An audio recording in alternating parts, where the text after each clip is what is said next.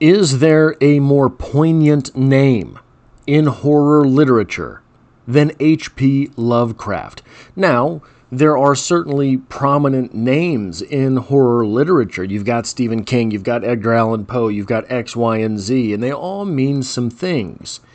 H.P. Lovecraft means one thing, and sort of to the tip of the tongue of the uninitiated, myself included, it's cosmic horror. And I wish I had a better definition to tell you what that poignancy was for H.P. Lovecraft, because I think that it is something more specific than that. But I am working towards it, right? I've got a few stories under my belt, and here we are journeying into The Call of Cthulhu, probably his best known work. Welcome to Strip Cover Lit, where we squeeze the bigger picture out of literature. I'm Adrian Fort, and we are here for the first of, I believe, a 5-part series on the channel. 1 part for each section of the story, and then we will have a review at the end of it. This video will exist in 2 playlists here on the channel, the Call of Cthulhu playlist, as well as the Classic Haunts playlist. A playlist in celebration of Halloween 2025, as we are going through 31 videos in 31 days at least. I might get to some more than that, of horror literature on the channel. So this video will have 3 separate sections, a So What Happened recap of the video, and then we will have literary criticism, where we talk about the literary goings-on in this story, and there are some deep conversations there that have nothing to do with the narrative of the story, just the things that are pointed to by the story itself. And finally, we will get to the Writer's Corner portion of the video, which is things that we can take from this story as writers ourselves. And there are, I think, some useful tidbits here, certainly things worth remembering. So, as I get everything situated here, I apologize. What happened in this part of the short story? Our narrator is Francis Wayland Thurston, and perhaps fittingly of cosmic horror, we begin with contemplations of truth and madness. And, you know, a truth which might itself induce madness. I mean, that seems to be the calling card. Possibly, maybe that's what it is that H.P. Lovecraft means so poignantly. Then we get to the story of Thurston's grand uncle. Not a lot of grand uncle representation in literature. Nice to see a grand uncle thrown on the page here. Old Grand Unc George had been a scholar of Semitic languages. He died. Mysteriously, seemingly just stopping one day at the ripe old age of 92, which upon further review might not actually be all that mysteriously. Then Thurston inherits his things, including a mysterious lockbox. Lots of mysteriouses here. And Thurston can't find the key until he finds a mysterious key. Inside is a sculpture of a tentacled monster covered in unreadable text. Then he finds writings about the cult of Cthulhu. He finds the story of Henry Anthony Wilcox, an eccentric who reported to have made the sculpture while he slept. He also dreamed of strange places of preposterous scale. We'll get back to that in the writer's portion of this. Unc had a visit scheduled with Wilcox on March 23rd, but Wilcox did not show. Instead, he broke down and suffered a fever and rambles on in his fever state about monsters. And after the fever breaks, Wilcox remembers nothing and becomes useless to old granduncle. The box also contains snippets of other stories about people and groups going mad on that very same day. So we are left here with a lot of questions. What is going on this, was it March 22nd, March 23rd date? What are we talking about there? But where I want to start this conversation is where the story itself starts. Let's go to that opening paragraph because there are a lot of things going on there.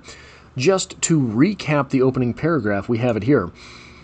The most merciful thing in the world, I think, is the inability of the human mind to correlate all its contents. We live on a placid island of ignorance in the midst of black seas of infinity, and it was not meant that we should voyage far. The sciences, each straining in its own direction, have hitherto harmed us little, but some day the piercing together of dissociated knowledge will open up such terrifying vistas of reality and of our frightful position therein, that we shall either go mad from the revelation or flee from the deadly light into peace and safety of a new age. So, some questions that we get from this opening paragraph here. What is consciousness? This is a discussion, this is an argument, this is a question that prompts vociferous conversation, that prompts people doing everything from trying to dumb it down to trying to make it way too wild, I think. And probably, as with most of these questions, the truth will lay somewhere in the middle, if it is that we ever get to find it. But we have to ask, as does this paragraph, is consciousness itself too much to understand?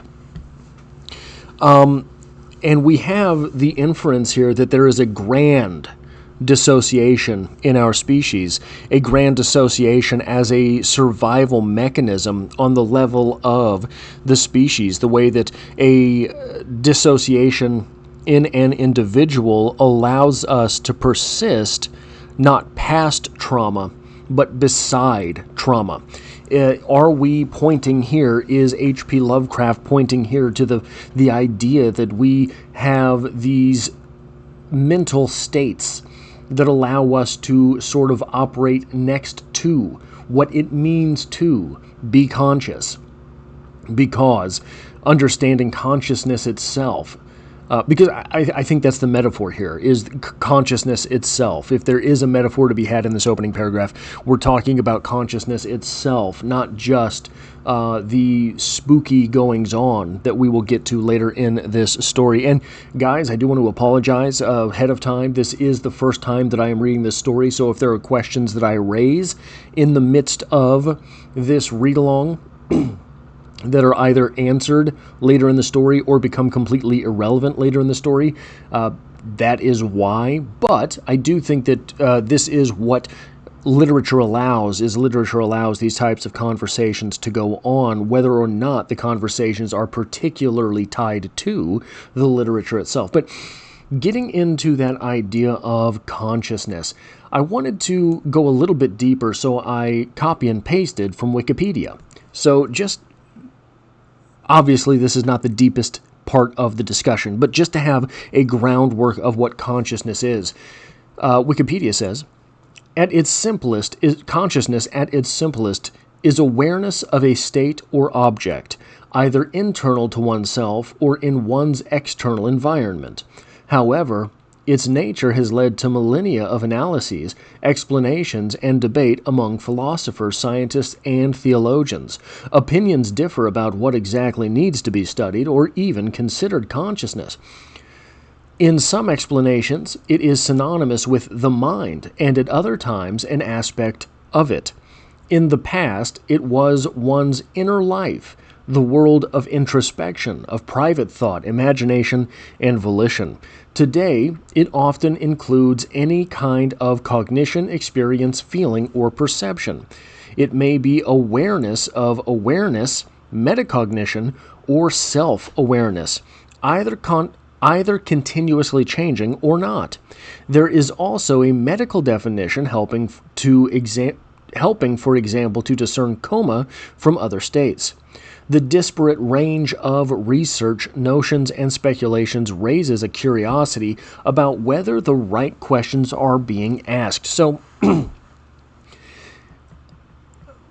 Wikipedia obviously is not like the grand text of texts, but it does oftentimes allow at least an intro to the idea being discussed. And we can see from this intro to the idea being discussed that consciousness itself is so troubling a concept, because all of these words here are going so many different directions that it is easy to understand that two people having a discussion about what consciousness is might not ever be having even the same discussion, let alone making progress on those thoughts. So if I am talking to you about consciousness and your definition of consciousness is mainly introspection, but my definition is mainly cognition, we will never get around to having a meaningful discussion.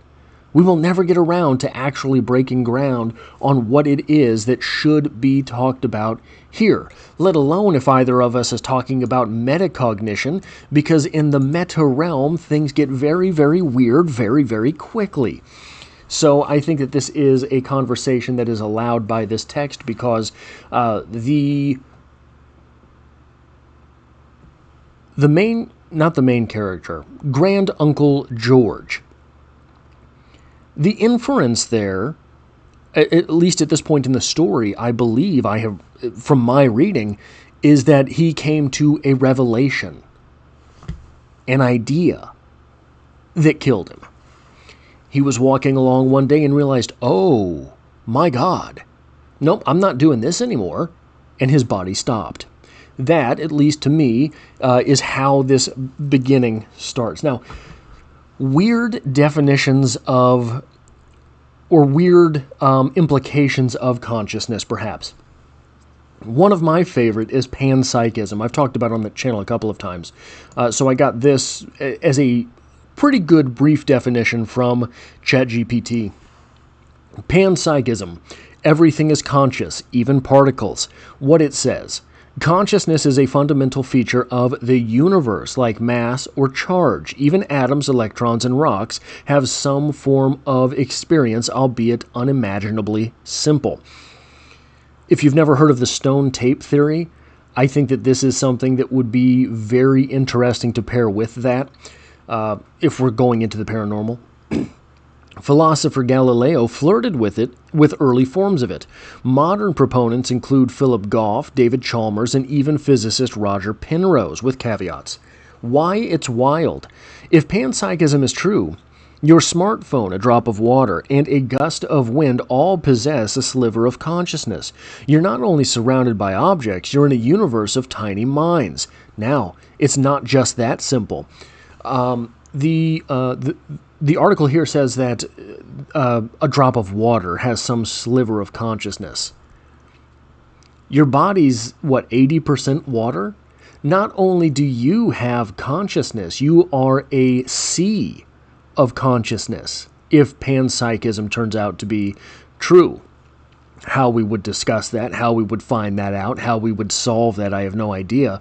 But this, if you've never heard of the split brain phenomenon, that is also worth looking into. So early in the 1900s, they realized that people who have seizures, it's electric firings in what is called, I believe, the corpus callosum, which is, you've got this hemisphere of the brain, you've got this hemisphere of the brain. Holding the two hemispheres together is a bundle of nerves-ish called the corpus callosum. Maybe nerves is not at all the right thing, so don't quote me on that. But it's what seizures are mainly is an electric firing going wild in that corpus callosum. So, how do you solve seizures? Well, at the time, they would take the top of your head off and just kind of saw your brain in half. Well, this led to a host of very strange occurrences. So this part of your brain controls this eye. This part of your brain controls this eye. So they would cover one eye, so this is your brain. They would show you a host of cards and say, put these cards together in a way that makes sense. And you would do it. And then they would close this eye and open this eye, and they would ask you why you did it.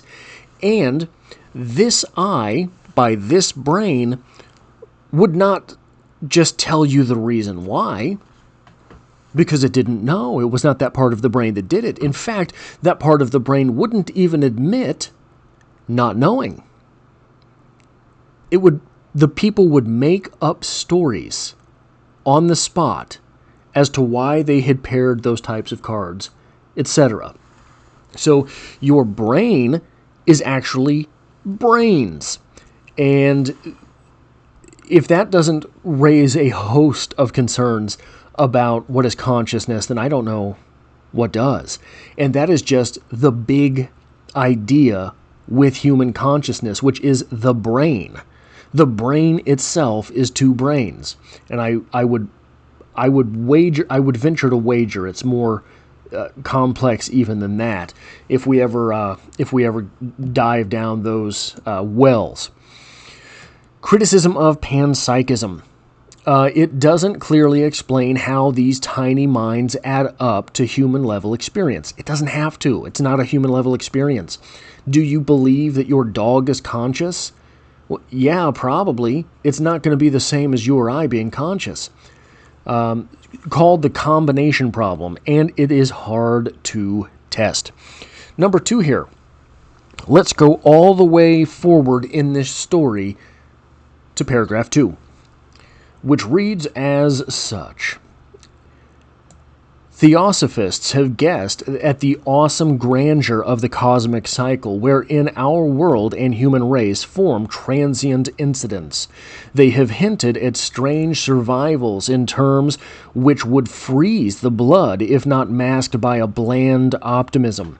But it is not from them that there came the single glimpse of forbidden eons, which chills me when I think of it, and maddens me when I dream of it. That glimpse, like all dread glimpses of truth, flashed out from an accidental piecing together of separated things, in this case an old newspaper item and the notes of a dead professor. I hope that no one else will accomplish this piecing out. Certainly, if I live, I shall never knowingly supply a link in so hideous a chain. I think that the professor, too, intended to keep silent regarding the part he knew, and that he would have destroyed his notes had not sudden death seized him. This is where I was talking about when I said it looks like what is going on here with the professor is that he came to that realization and decided, nope, rage quit. I'm going to go ahead and stop the old ticker. The brain went ahead and stopped the ticker. This raises the specter of something which is a deep philosophical question. Is there such a thing as deadly knowledge, right? Is there a truth so stark that it could kill you? And if we're taking one step back from that, is there a truth so stark that you don't want to know the truth? Is there a truth so stark that you don't wish to know it?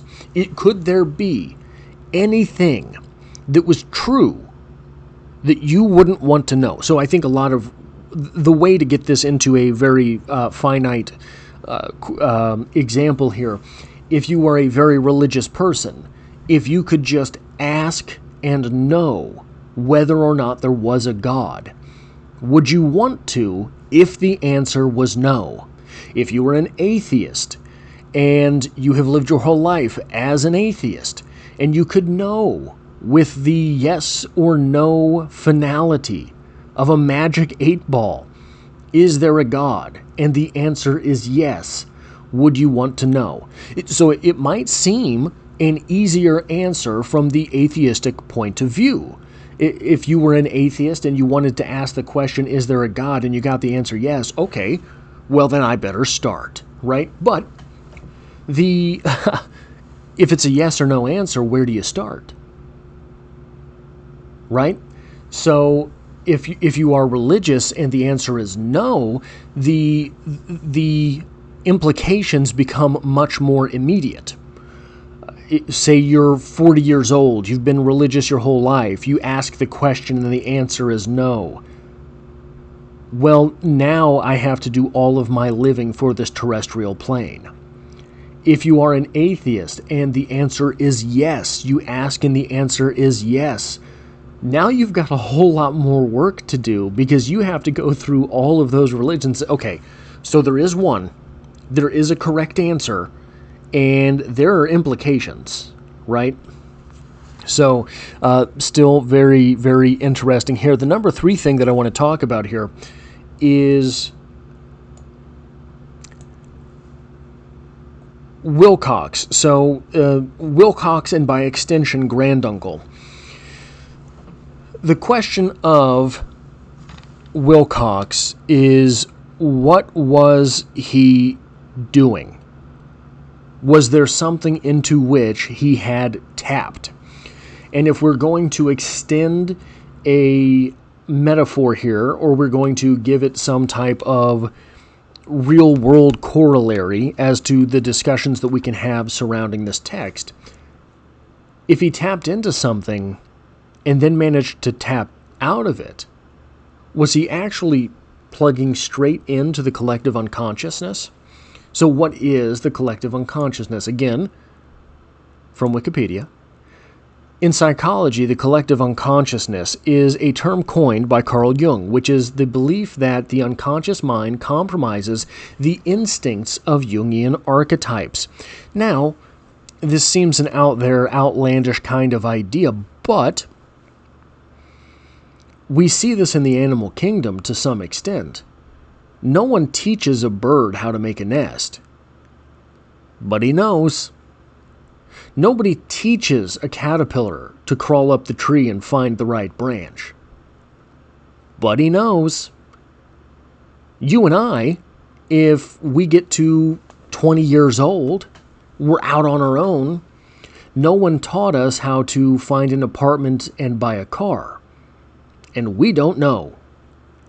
So there must be on some level, somewhere, some type of this collective unconsciousness, this instinctual action inside you and I. But the world in which we live allows us no area to tap into that. Innate symbols understood from birth in all humans. Jung considered the collective unconsciousness to underpin and surround the unconscious mind, distinguishing it from personal unconscious, from the personal unconscious of Freudian psychoanalysis. He believed that the concept of the collective unconscious helps us to explain why similar themes occur in mythologies around the world. He argued that the collective unconscious had a profound influence on the lives of individuals who lived out of its symbols and clothed them in meaning through their experience. The psychotherapeutic practice of analytical psychology revolves around examining the patient's relationship to the collective unconsciousness. So, with this story, why this is so interesting, I think, to talk about, is that Carl Jung kind of embodies both Wilcox and Granduncle George. You can kind of see Carl Jung's story in both of them. And so, again, I'm no Carl Jung scholar, but as I understand the story of the collective unconsciousness springing from Carl Jung is this. Carl Jung, at one point in his life, observed that most people, when they wake up, right, and they're having a grand day, they're having a great day, they just go with it, baby. They're having a good time, yeah. But if they wake up and they feel something like a depression coming on, they fight hard to get away from it. They don't want to be depressed. No one wants to be depressed. Why would you want to be depressed? Carl Jung felt that depression coming on. Anyone who has experienced that type of thing, I think you sort of get to the point where you can recognize those things springing up, right? Carl Jung recognized that depression coming on and said, hey, I'm going to ride this roller coaster. and it got dark, and it got weird. And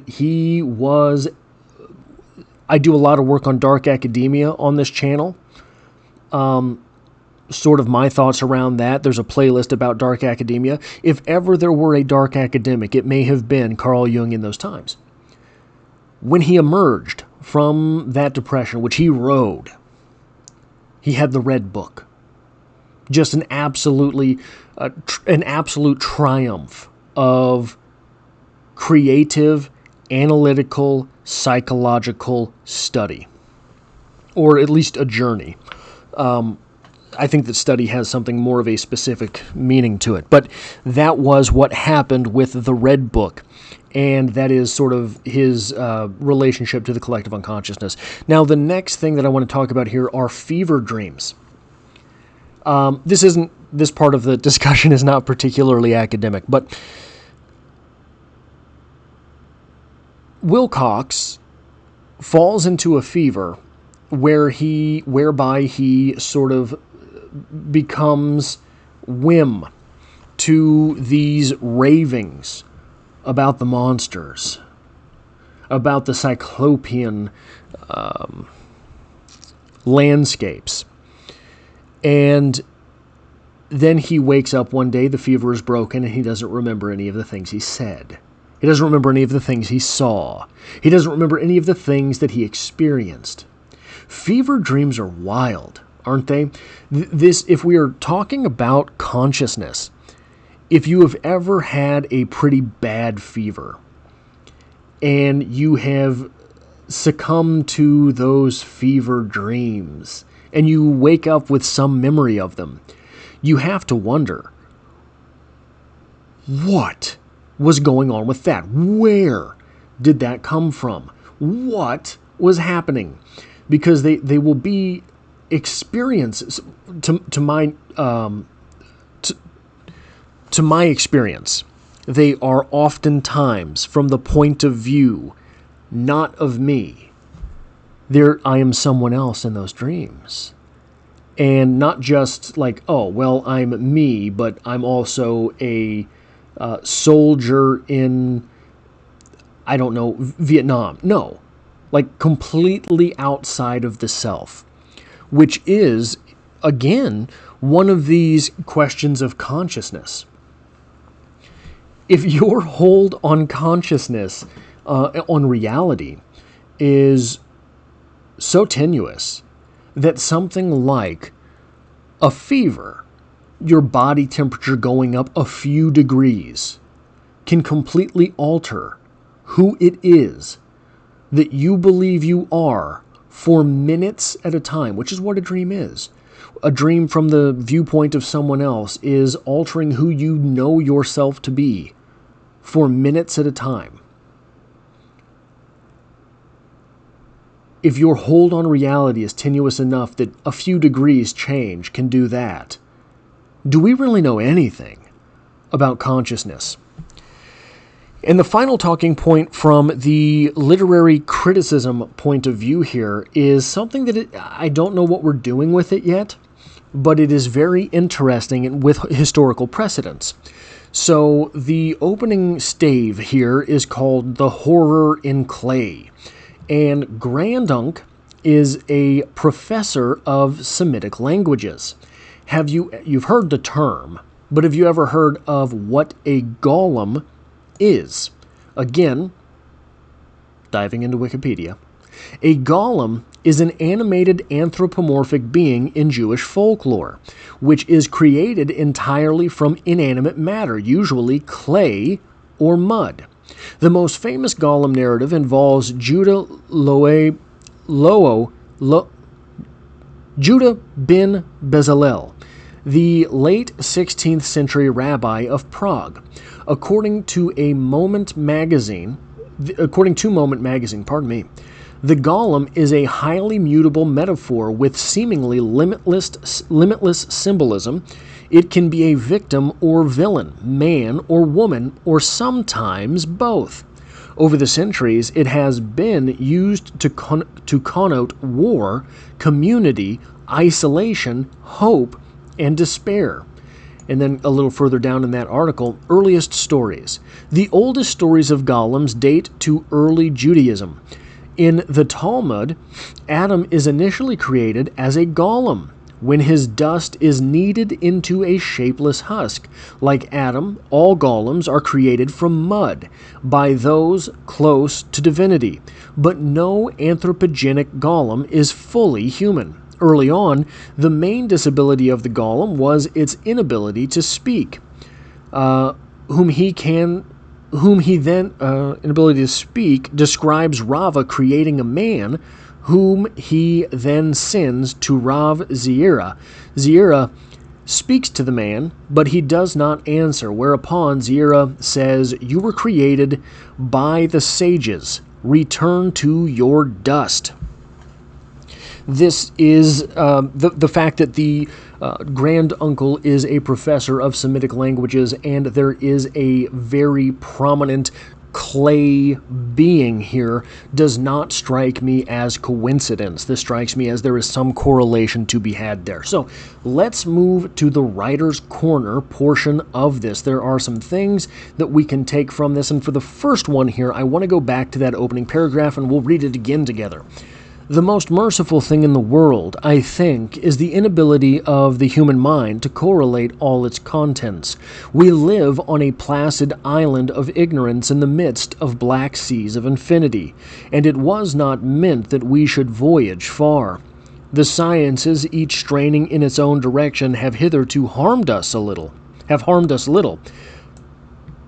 But someday the piecing together of dissociated knowledge will open up such terrifying vistas of reality and of our frightful position therein, that we shall either go mad from the revelation or flee from a deadly light into the peace and the safety of a new dark age. So this is the beautiful thing about this as a writer is that this paragraph, an opening paragraph, by the way, weaponizes the reader against his or herself. When you bring into question the idea of consciousness and the idea of terror and how those things are probably related and should go hand in hand, when you do that, what you're subconsciously doing to the reader is the reader sees those words, interprets those words, and then it drifts back to their subconscious, where their subconscious mind is chewing on that. And the entire time you're reading this story, what you're doing is processing the fact that there could be knowledge which is so terrifying that it destroys you, and you would rather live in a dark age than to actually participate in that world. That is a brilliant piece of strategy towards scaring your reader. The same thing, I think, as whenever there is a text inside a text. So, for example, there is a monster that is half human, and he's running around, and the guy chasing him finds a note that the monster left for him, and we're reading the note in the book. That puts us first person. If you're reading that note in the book, and all of a sudden the narrator feels or hears something crash behind him, that's really you, right? So there's a little bit of transience that happens in this type of way. The second thing we're talking about here, because it is, it's easy to overlook, I think. This story was published in 1928. I don't think that it feels dated at all. There are very few writers that can do that because what most writers write is not authentic. This is who H.P. Lovecraft was, at least as far as I know or can tell. When you are writing so authentically, your words do not become dated. You can even look at someone like Edgar Allan Poe a lot of his stories, he will use dated language, but the writing itself does not feel dated. We're reading also on the channel right now, The Willows by Algernon Blackwood. Does not feel dated. Old story, does not feel dated. Some text feels dated because the author is not using words that are inherent to him as a writer, inherent to her as a writer. So they are straining their diction and thereby have to strain their entire presentation. It seems, from everything I've read about and from H.P. Lovecraft, this was just his stuff, man. He wasn't trying to write horror. He wasn't trying to write cosmic horror. He wasn't trying to invent a genre. He wasn't trying to be the most poignant name in horror. What he was doing was just telling the stories as they presented themselves to him.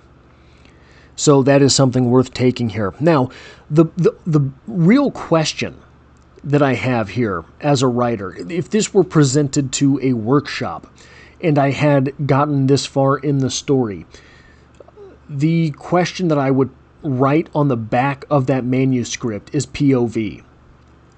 What do we gain? And again, this could be obviated later in the text.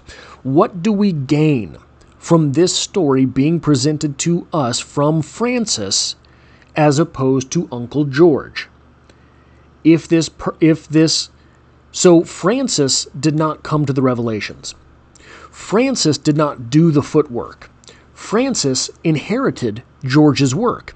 So right there, this story becomes a whole lot more passive. Because it's a whole lot more passive, it seems there are lower stakes. Because it's a lot more passive, we don't have anything actually attacking us, right? And I don't mean like monsters attacking, I mean the text and the ideas coming fast. We are given all of this in a very laissez-faire, very hands-off type of way. If I were to give the author of this work criticism, feedback, critical feedback, it would be, hey, this is great, but I would love to have this from George's point of view, because it's a lot more firsthand. So there's something in writing called filtering. And a good example of this is pretend you're writing a character who is sort of lost. And the character's driving around in the darkness. And you say, he saw a stop sign ahead. But when he got closer, it wasn't a stop sign. It was a do not enter sign. And then, so something like that. Very, very simple presentation. He saw a stop sign ahead. It's very passive. There was a stop sign ahead. Okay, that's not filtering. Now you're showing it to your reader. What did I say there? But when he got there, it was not a stop sign. It was a do not enter sign. You don't say it that way. You say he skidded to a halt.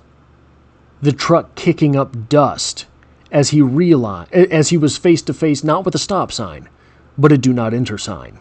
So there's just ways to do this that are, right now we're filtering through an entire additional character as opposed to having the story firsthand. How exciting would this be if instead of getting a recount from a lockbox, we were actually with Uncle George as he was in this interview with Wilcox?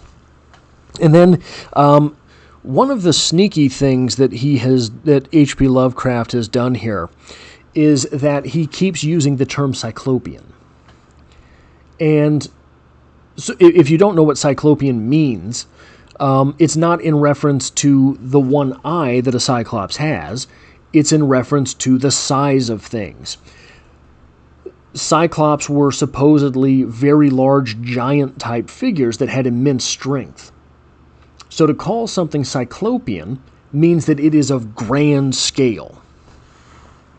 When the Greeks got to Egypt, they said that the pyramids were Cyclopean because they were so big they could not believe that they had been built by humans. Maybe they haven't.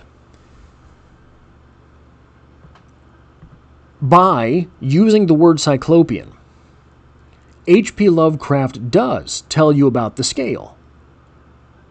But the second thing he's doing there is that he is putting you in the mindset of monsters. He is putting you in the mindset of saying, hey, there's monsters here. There are monsters everywhere. He is giving you this word that you know means grand scale, but it also infers monsters, doesn't it? So in your subconscious, you are again toying with monsters. That is all I have for this part 1 of a multi-part series tackling the Call of Cthulhu. If you like or appreciate this sort of thing, hitting the like button really does help me out, as it tells YouTube to share this with other literature lovers. If you find yourself here by chance but not design, come back for the rest of the series, and there are multiple videos every week on this channel. There's poetry every Monday, and as always, I hope to have you back for the next one.